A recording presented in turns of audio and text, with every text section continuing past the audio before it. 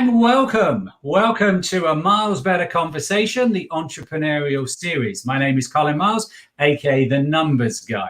Each interview will last around about 30 minutes and will allow us to get some insights and tips from our guests. In this series, I look to interview a variety of business owners from around the world and have them reveal what drives them and how their approach to their individual businesses, as I'm making it my mission in 2021 to help as many small business owners grow, scale, and profit faster. And today I'm really excited to welcome Stacy Maynard, CEO of Stacy Maynard International, and so much more, as I know we're going to discover. Her title just went on, and I was like, we'll keep it short, Stacy. So welcome. So thank you so much for joining us today.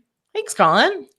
So really excited to have what I'm referring to as the Miles Better Conversation. But before we leap in and do that, I'd love to hear a little bit about all things Stacy and what makes Stacy tick, and what is Stacy Maynard International, because that's missing it. There's a lot underneath, I know.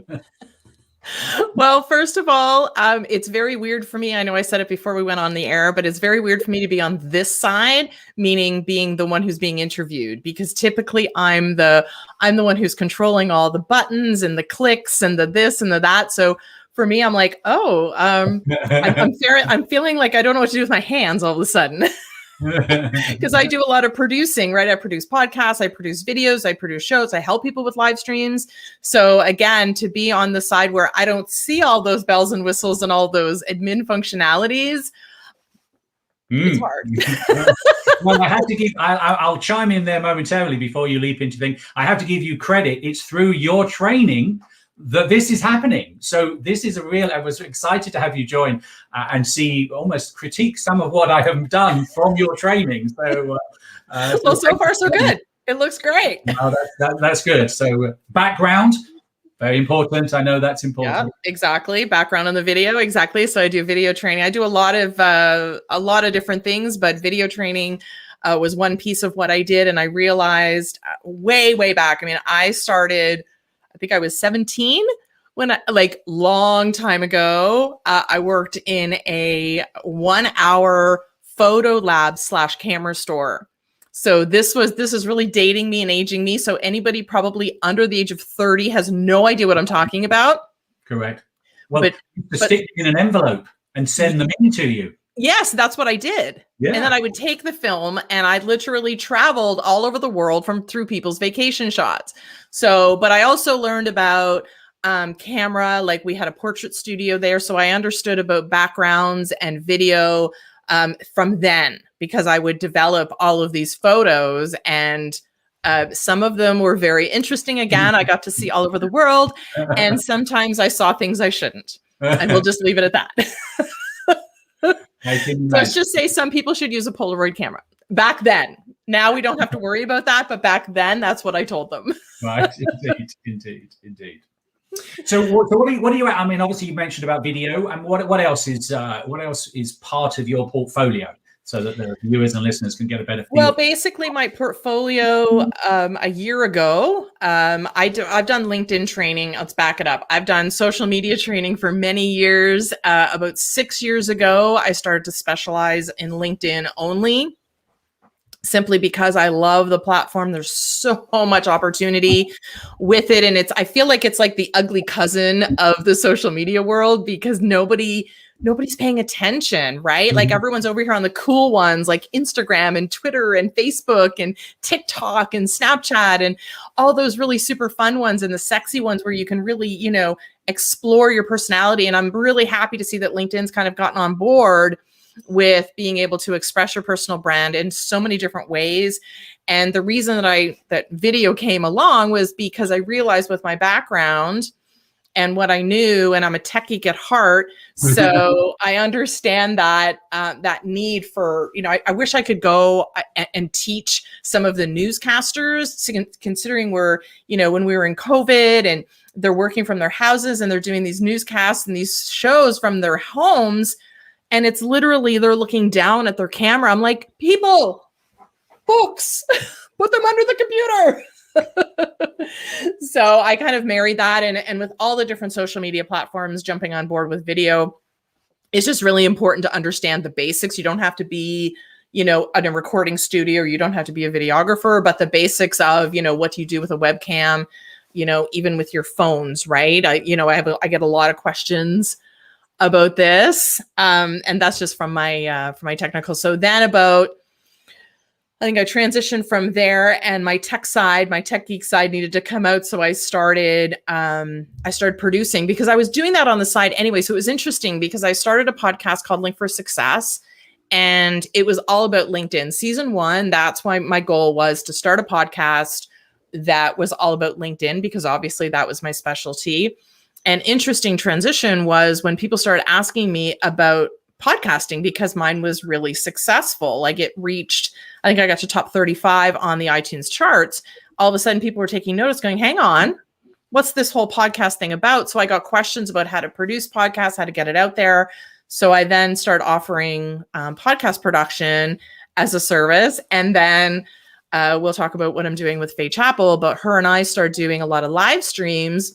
And then I got those questions as well. Well, wait a minute, how do I make my live streams look even more professional? So I feel like there's lots of things that you can do out there. Unfortunately, not a lot of people are doing them well. Right. And that's your mission, I know, is where we'll talk a little bit later, because I've been through that journey with you of the GIA Global Impact Accelerator. So cool. So thank you. Well, thank you for the background. We can obviously, we get the conversation. There's lots of opportunity to spiral off. Feel free to enlighten our clients and viewers, listeners, to anything that you're doing, because it's all, as I say, my mission to help everybody grow, scale, and profit faster through whatever methods and stuff. So we're going to leap in with number one, question number one, and that's perhaps the hardest, and then they get easier. What's the biggest challenge that you have right now, and how are you going to overcome this? My biggest challenge right now, I don't know these questions ahead of time. So Nope. that's always another, sometimes that's a challenge for some. But I enjoy actually not knowing the questions ahead of time. So I actually asked you not to send them to me. So what's my biggest challenge right now? I would say my biggest challenge right now is the balancing act, because I have, with COVID and with lockdown and everybody working from home, I started off in January 2020 with my new office. I point that way because that's where it was, in the other room. I had this fantastic office. I painted it and decorated it. I was so happy. And then March 2020 hit, and my husband started working from home. And we thought that we could work in the same office, and that lasted about 12 hours.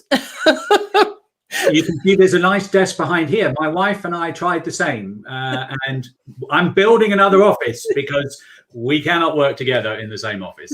Right. So this is my office that I'm in right now is one that I had to not build, but I had to clean out because it was a storage room, and I had to repaint and redo. So I needed this space. So I would just say the balancing act of everybody being at home, because I was actually talking to my 17-year-old the other day, because he goes, I don't understand why, because I'll do better. I'm more focused when they're not home. And he's like, but we don't bother you. We're on our own school stuff. We're on our own computer. And it's just having bodies in the house that you can be interrupted at any moment is a challenge. And I would say that's my biggest challenge, because I want to get into things and projects. And I have my list of my to-dos and stuff like that. And I know some of them I can do while the anticipation of interruptions. Right. And some of them you can't. Right. I know I want to start working on moving my website over to Groove Funnels, but I need sort of that block of uninterrupted time. Yes. I find that that's probably my biggest challenge right now, is trying to do stuff knowing you're going to be interrupted. And I know people excel at that, but that's not me. Okay. So that's probably my biggest challenge right now. Cool. And you've overcome that by, as you say, taking and identifying what the challenge was. And I think that's probably the tip, is that. Yeah. And I close my door. Go away. Which is, and that works and stuff. And I think, lots of entrepreneurs have many challenges, and we sometimes get overloaded. And I think probably the tip I would say from what you've said is break it down to what is the core, fix that, and then other things will come along. And otherwise we just get overwhelmed, don't we? Well, and I had to actually, sort of sit down with my family and go, okay, we're now a business. We're now all working together in this house called, family collaboration. So what does that look like? What do you need? What do I need? What does my husband need? What are our needs throughout the day to be able to get what we need done? And we need to work through that. So it was actually a really good conversation because I learned sort of what they needed as well, almost like you're working in an office with colleagues. Right. And how do you function through that? Cool. In fact, we explored some of that. It was interesting with Anthea Mumby, who's also part of our world, because she works with family businesses. And yes, exactly. I was actually funny because I was thinking of her because I was thinking, when I was having a conversation with her at one point, like, yes, family businesses, but almost everybody being in the world that we're all working from home could learn from exactly what she teaches and how she helps people through, working together as a family. But I'm like, well, I'm not working specifically with my business with my family, but I'm trying to work within the constructs of sort of the together in the same house with my family. Yeah, indeed. So again, that's an interesting link. So thank you.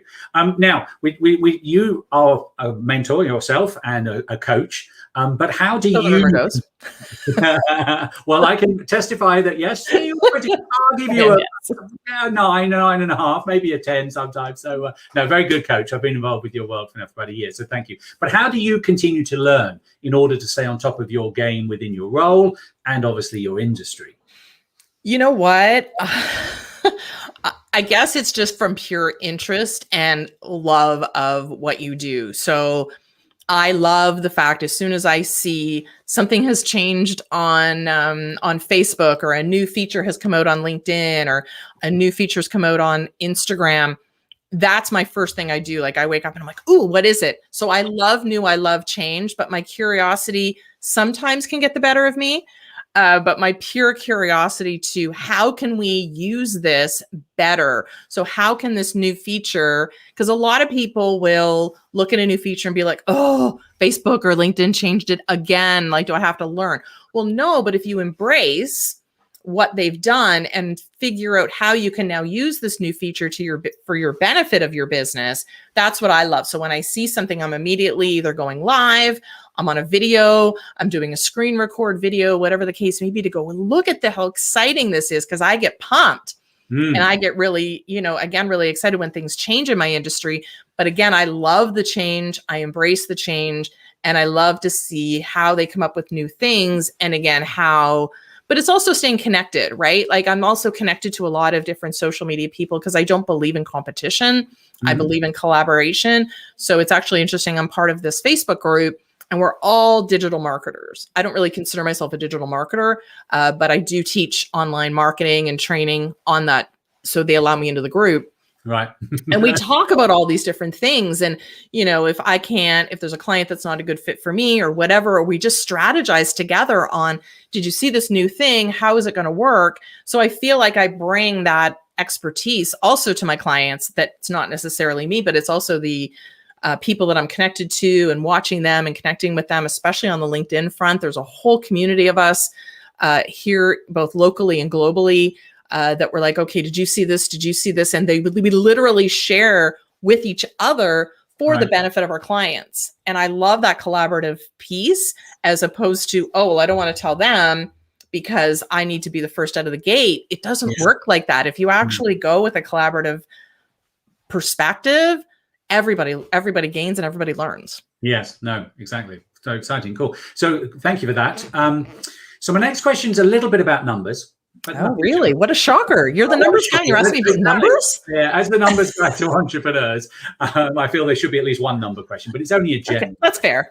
Yeah, I'm not going to ask you what your turnover is or your profit. Please don't ask me an accounting question. No, I won't. What is the definition? No. What is your biggest fear, perhaps? I mean, we've talked about numbers, and in many cases, people are already going, oh, my palms are sweaty. I don't, we were laughing about it. But sweat a little bit when we think about numbers. What is your biggest fear when it comes to your own business numbers? Is there, yeah. I would say the unknown, because I feel like the accounting world is over here, specifically about, the financial numbers. So I guess my biggest fear would be not knowing, because I'm a big, when you know something, you can do something about it. Because I talk about numbers in a different perspective. I talk about from the analytics perspective and understanding those numbers knowing where you're at. If you know where you're at, you know where to grow, you know what your goals are, you know if you're meeting them, you know, et cetera, et cetera. But when it comes to the sort of the finances of the business, my fear is not knowing something. I'm a little bit of a control freak when it comes to stuff. So I'm a little bit worried that I won't know something and I'll miss something. And therefore, either I won't gain the benefit of it, or maybe I'll look at the numbers and go, oh, I'm here. But then I went, oh, wait a minute. Did I miss this? And did I miss this? Right. And then maybe numbers are lower, or on the opposite front, did I forget, you know, to include this and this, and my numbers are actually higher. So I feel like a little bit of the maybe missing something, or just the unknown of how that all works. Because I don't, so I would need to partner with somebody really good. Do you have I mean, and this isn't a sales pitch, it's just a general thing. Do you have a partner in the accounting side, or do you do it yourself? I don't do it myself. I hire somebody once a year to do my taxes, but they are not a partner. Okay. Unfortunately, I don't feel that they're, it's not that role that they play in my business. Okay. I mean, and that's a common comment with entrepreneurs, and you know, we think I would suggest that perhaps one of the thought process for you, and this isn't a pitch, this is just to generalize, is that there is, like you have partners in the digital marketing and stuff. I think that could help you, even if it was a quarterly meeting, you know, because once a year is not real time. Is I think no, it's not exactly historically at what you did, and if you don't give it to them, I mean, you know, tax season's just closing out here in the US, and I'm sure in Canada the same. But you know, you're reviewing what happened 15 months ago potentially. Exactly. Now I'm pretty good with bookkeeping. I have to say I'm really good with spreadsheets and putting information in and data entry into programs and stuff like that. But I still feel like, that's probably, you're probably right. I think that's very good advice. Yeah, indeed. So, and I'll pitch you later. No. And when are you going to be a tax person in Canada? Exactly. I don't know. Because I can't hire you right now. Of course you can't. Exactly. Which is why. So that sucks. Otherwise, I would have done that already. Thank you. Yeah. But certainly I think, you know, there is value out there in getting that, even if it's just so that you know how much tax you owe after 6 months, you know, and right. you know, et cetera. It's certainly good or bad. Absolutely. Anyway, cool. Good. I'm glad to give you some advice.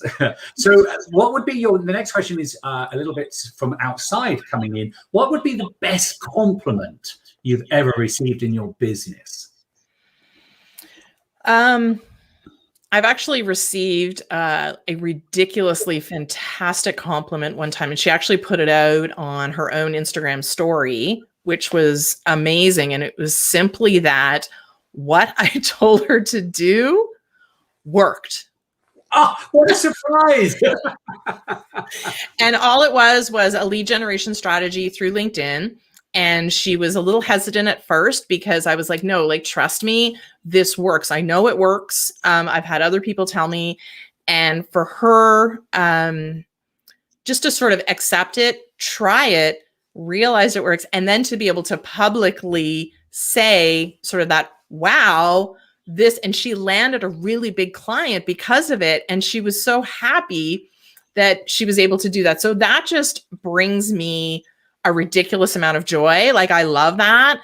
I would just say that compliment, that what you taught me worked. And I was able to gain that, like, because I want everyone to succeed, right? I want to give as much information as I can. So when she goes, it worked, I landed a big client, and thank you, that was a huge compliment. I really love that. No, that's good. That's good. Because unfortunately, there are many tips and advice out there that don't work, do they? And I think that's... I don't know who teaches some stuff, because, you know, when you connect with somebody on LinkedIn and immediately get a sales pitch, or worse, connect with somebody and then they want to try to date you. Okay. I don't know who's teaching this stuff. Yeah, Run screaming. Right. Screaming, yeah, exactly. But there's some other apps and platforms that we won't go on to at the moment. Right. Indeed. So cool.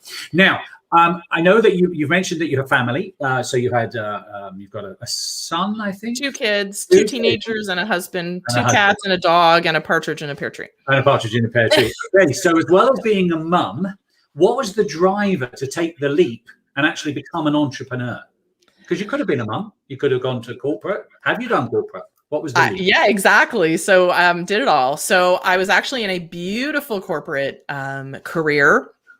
I was in this amazing role, I was sort of in the midst of a trifecta. So it was direct sales, so corporate sales, admin, management, marketing, which is where I learned a lot of my marketing and branding strategy. And then there was me in the middle, because marketing and sales sometimes don't talk nicely to each other. In the corporate world, there are very different philosophies there. But then I was also working with senior management. It was a global organization. And here we were in Canada running a country within a global, just a global front, which was really great, Canadianizing information, working with the US-based organization. But I was sort of the hub of, 3 different areas, and being able to really stretch my brain, stretch my talents, love the company, love the organization, probably would have stayed there. Loved my boss. He was an incredible human being. I give him kudos to this day. Such an incredible opportunity. And then, so I was there for about 10 years. So I learned a ridiculous amount. I learned about sales. I learned about structure. That's how I learned about numbers. I learned a lot. I was an expert with spreadsheets at that point, because I was tracking a lot of things, doing a lot of reports. I also worked in a showroom. So I got to meet all kinds of different types of people. I just loved the job. I loved the company. Everything about it was amazing. And then I had 2 kids. I got married. Everything was wonderful. I feel like that, the 50s, white picket fence, 2.2 kids, a husband, a dog. Like, I literally was like, boom, I had it all. And then at the age of 2, my younger son was diagnosed with autism.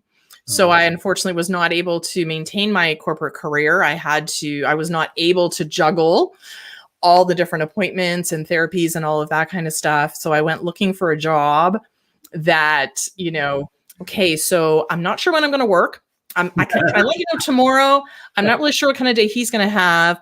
I might be able to work next Thursday, but if he has an appointment, not really. No one was willing to hire me under those conditions. Shocking.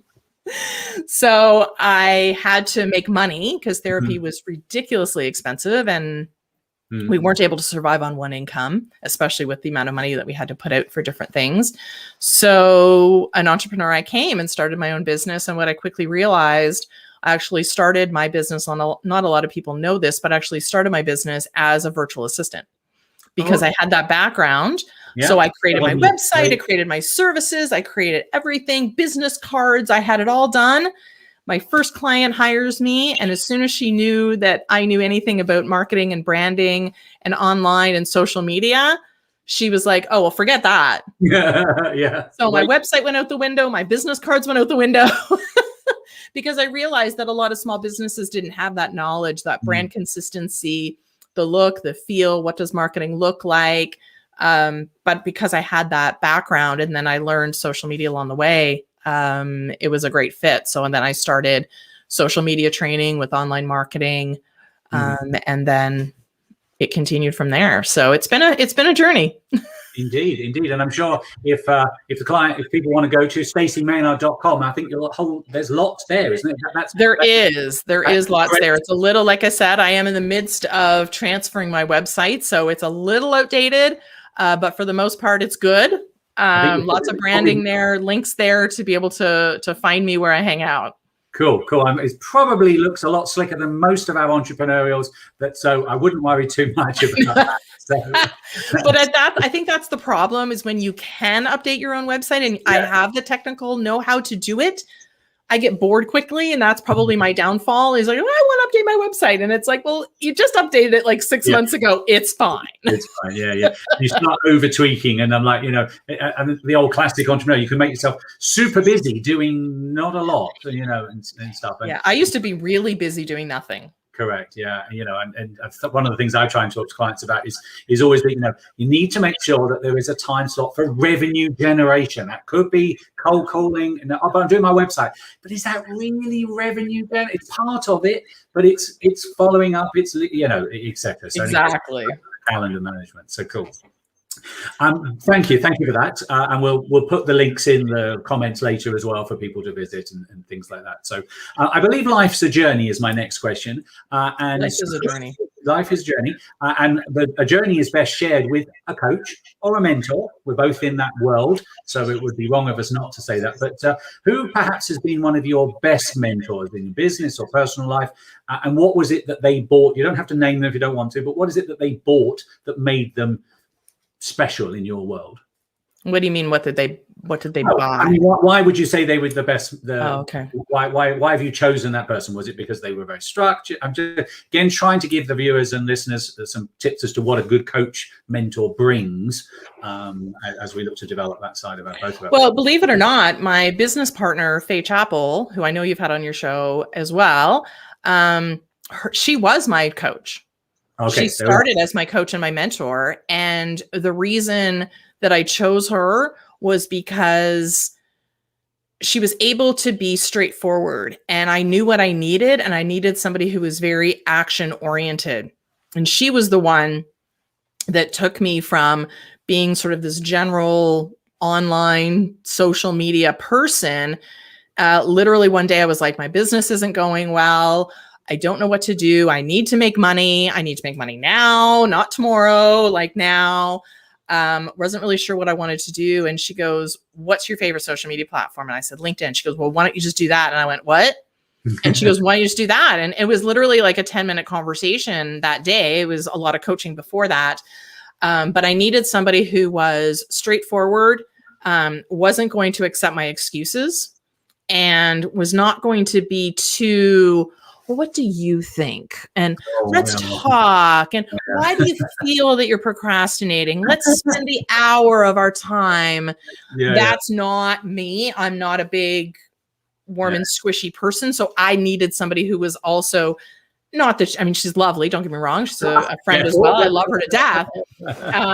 But she's action oriented. She understood what I needed, understood business, understood what works, what doesn't work, and was able to give really clear strategy from here's the idea to execution and all of the steps in between. And then I was literally off to the races. So she was my first official business coach, business mentor, and was like that for many years and still is. Cool. Even though we work together, and now have a business together. That was a really great experience, probably 6 or 7 years ago when I was working directly with her.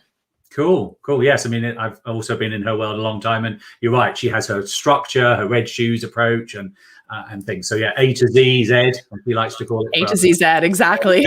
So we've all drunk the Kool-Aid of the Miss Chappell. So, but it works. So I think that's the thing is that she's very, very smart. And I also knew that I needed to be with somebody smarter than me. I consider myself very smart in business.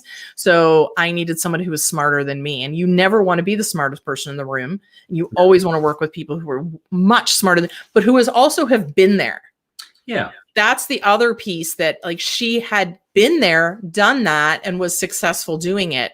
So I'm like, okay, well, you're my person. Cool. Good. So that leads us nicely on to what's next in your world. What are some of the things, and I know there's lots going on, so that's great. Nice lead for you. What are some of the things you're researching and implementing right now? Well, like I said, how long? Yeah, exactly. Right. Sorry. How much time do you have? Yeah. No, actually, it's all very, we sort of started off thinking big, but again, my tech geek side, I started doing more of the producing and understanding how to make all of things happen. So, sort of Faye and I started talking, and again, realizing that she's got the strategy side. She also has the tech side too, which is great. And I have a little bit of the strategy, but I'm bigger on the tech and the how-tos and implementation and making things happen. That we put 2 and 2 together. We were doing different things on our each individual sides, but together we could be give more value, I guess, to clients. So we started. So 4 years ago, she had what we call Mastermind City. She had a physical location that was Mastermind City. We moved that to the online and sort of rebranded it, still called Mastermind City, but rebranded as now an online community. So we have that. It's mastermindcitycommunity.com or mastermind.city/community, whichever one you want to go to. Both are good places to land. And we have a place where people can be. And that's really what Mastermind City was all about. And then we have, as you've taken, we have different programs under that. One of them being the Global Impact Accelerator, GIA. And that's a training with 8 modules, and it takes you through everything you need to know. So we're there. And then, of course, we just launched the community last week, 2 weeks ago, which is really fun. Last Friday. It's only been a week. It's only been a week. Last Friday. Dancing and drinking. And and I believe there's a club called Trust the Numbers. Oh, yeah, I'll pay you later. The guy who runs it is great. Yeah, I'll pay you later for the plug. Thank you. That's how you and I got to know each other. Yes. Was you knew Faye from before, and then you came into our Global Impact Accelerator program. So it was really fun to be able to sort of sit down with her in the beginning and say, okay, what is it that you're teaching, and what is it that I'm teaching, and go, wait a minute. If we put both of those together, it's a really impactful program. Instead of, you go over here and it really does give you the full meal deal on everything you need to know, literally for everything with your business from A to Z. Exactly. And it was a fun program. I took that, as you say, early in there. Yep. And then we decided to take that one step further. So I would say, most of our stuff now is through Mastermind City. We're both sort of co-founders of that company, and to be able to grow it into the community that we originally thought it would be 4 years ago, or even 5 years ago now, in the online, and being able to take it. And it's just so fun to be able to sit down with people from all over the world, because the biggest challenge with community on the social media networks is that different people are on different networks and different social media platforms for different reasons. So we needed to build something that was outside of social media. Okay, makes sense. It's interesting. Look, and again, we'll put the links in a little bit later, because certainly being involved with that as well, I strongly advocate people just sign up and join. It's a free. And join the Trust the Numbers Club, because the guy who runs it is amazing. Fantastic. Yeah, we must have him on. Get him on. You really should interview him. He would be really interesting, I'm sure, and stuff. He could. Mind boring though, the numbers guy. The word numbers. Yeah, but somehow you make numbers fun. I don't know how you do it. I don't know how you do it. I don't tend to talk very much about the numbers, which is what it's about. Just, it's a done for you service. Let's have a chat and I'll do the numbers, Exactly. Yeah, exactly. So, right, cool. Thank you for that. Now, we said life was a journey, and we are at a point in our life. If you were able to go backwards and go back in time, hot tub time machine, and talk to your 21-year-old self, what might you say to them? Or to her? Sorry, not them. There's not multiple people. Them, he, her, doesn't matter. What would I say? What's with this LinkedIn thing lately, where they're putting after their name? She, her. Is that what? Do you know what? It's actually in support of the gender movement of gender identity. So this is how I identify, so that other people also feel comfortable saying they, them, him, her. So they're either identified as a gender, or some people don't identify as a gender. So it's in support of that movement. Okay, well, thank you, because I was like, I'm confused as a man. I'm like, well, whatever. Okay, thank you for that. So 21-year-old, what might you say to her? I would probably say to her to stop worrying about what other people think. I wasn't as confident when I was 21. I was still, just coming out of the shyest person in the world, literally. Probably when I turned 19, 20, I started to come out of my shell. Very, very shy before that. So that was sort of that pivotal age where I was able to do that. If I was as confident and didn't care as much of what people thought now, as I do now, I think my success would have been on a much faster trajectory, simply because I didn't take chances. I didn't take a lot of risks. I moved to, from one part of Canada to another part of Canada on my own. So that was a huge risk probably when I was around that age. But still, if somebody were to say something negative to me, I was like, would really go, oh my goodness, like, are they right? And I would sort of, internalize all of that. So that's probably the advice I would say is, stop caring what other people think. Your people are going to like what you have to say. And that took many, many, many years of drilling that into my head, that go out on social media, put yourself out there. People are going to judge you. Yes, they're going to say negative things about you. Absolutely. But it doesn't matter. Those people don't matter. Focus on the people who are supportive, listening to you, and your community will grow with like-minded, rather than worrying about the few naysayers that are there, because those seem to have the biggest voices. And even when I was this, I just started to think about being an entrepreneur. Like, this was even before my son was born. I had like a smidge of a thought, and I put one post out there and I got 3 or 4 people disagreeing with me. I immediately took the post down. Oh, no. And I went, what was I thinking? Back now, I would have gone, oh. Great. It's interaction. That's interesting. Thank you. Yeah, thank you for helping the algorithm say you've interacted. The algorithm, right? You put a negative thing. Almost I see it if somebody negative, it's a badge of honor. They stopped scrolling. They took the time to write something terrible. Yep. The algorithm's gone, this person liked it. Exactly. And plus, I love that debate now. I love those conversations. I love it when people don't agree with me. Yeah. I think it's, again, respectfully, because, that just have some great conversations. I've actually turned negative comments on social media to fantastic conversations through direct messaging. I just want to understand your point of view. So I love that now. Before, it would have really intimidated me. So that advice to the 21-year-old is, don't worry about the naysayers. Don't worry about other people and what they're thinking. Really focus on your message and really put yourself out there. The right people will embrace that, and the wrong people won't, and they don't matter. Yeah, exactly. Cool. Good. So we talked right at the beginning. Well, I mentioned right at the beginning, my mission is to help entrepreneurs grow, scale, and profit faster through various conversations and tips. So what would be your one top business tip that they could take away from this? And I may then repurpose this section as a snippet. So make it good. No pressure. Can you repeat the question? No. Good delaying tactic. That's the tip. If not sure, ask again. So you want to know what's my biggest? Well, a tip, a business tip. What's my biggest business tip? Yeah, I would say my biggest business tip is to, probably related to what I just said, which is find your people.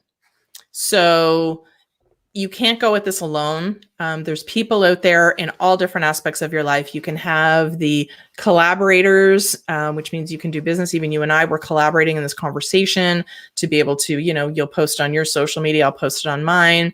There's the industry specific. So surround yourself with people who also know your industry. Fellow whatever. We don't see them as competitors. Like I said before, we see them as collaborators, but also who are just like-minded and want to see other people succeed. So find your community, find your network, find a place where people are that are going to support you. That's probably not necessarily always on social media. Sometimes it could be in a specific group, and that's okay. Find that group. And I would just say, I would say to my 21-year-old self, is find those people so that they will support you, so that when you put yourself out there and you put something, maybe that's an industry specific topic, they're the ones that are going to support you. They're the ones that are going to say, yes, I agree, that's great, and really comment and solidify what you think, so that other people are also going to see that, yes, you are that expert in your field, but the people that you surround yourself with are so important to the growth of your business. And I'm grinning like a Cheshire cat, because that's your concept of Mastermind City, isn't it? That's what you're building for, to have those people. So that, your business tip is tied into what your business is doing. So that's great. Signature message: stay true. Exactly. Stay true to who you are, and don't worry about the naysayers. Yeah, indeed. So thank you for that. And the last and final question is a really fun question. It's, what is your favorite movie Could be more than one, and why? Personality question, really. Oh, this one always surprises everybody. My favorite movie of all time is The Princess Bride. Oh, I will kill you. And I will kill you. My name is Inigo Montoya. You killed my father, prepare to die. Prepare to die, yes, indeed. I think what I love about that movie is the whole concept of never giving up.